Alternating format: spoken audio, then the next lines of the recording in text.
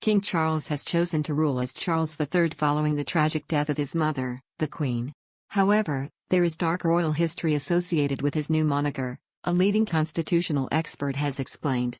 Queen Elizabeth II died aged 96 at Balmoral on Thursday, Buckingham Palace announced in a statement. Britain's longest-serving monarch has been succeeded on the throne by her firstborn son Charles, who has taken the name King Charles III. The new king met the Prime Minister Liz Truss yesterday before addressing the nation in a broadcast last night.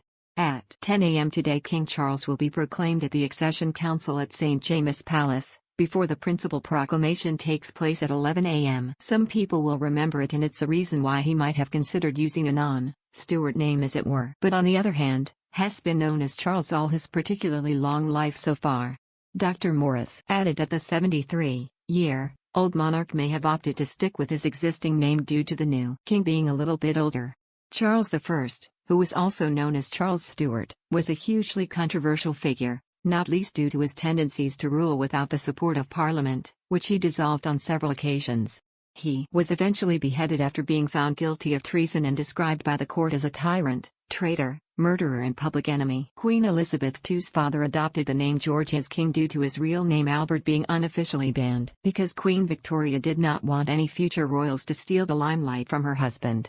Dr. Morris said, his great-grandfather, who became Edward VII, had always been known as Albert.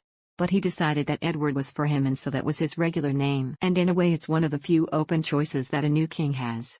The constitutional expert explained that the king will make clear his decisions very quickly at his first meeting of the full Privy Council. Describing the expected timeline of events after a monarch dies, he said, ideally, there will be a meeting of the Accession Council in the morning of the next day, if not on the day itself. And then almost immediately afterwards, there will be a proper Privy Council meeting without all the non-Privy Councillors attending, and it will be his first proper Privy Council. Unlike many other elements of the royal succession, Charles maintains control over his name, according to Dr. Morris. Asked if there are any protocols around a new monarch's choice of name, the expert said, well, no. It is a very personal matter and it's not something that's forced upon him. He wouldn't be obliged to talk to the Prime Minister about it. I don't think he would, but he might.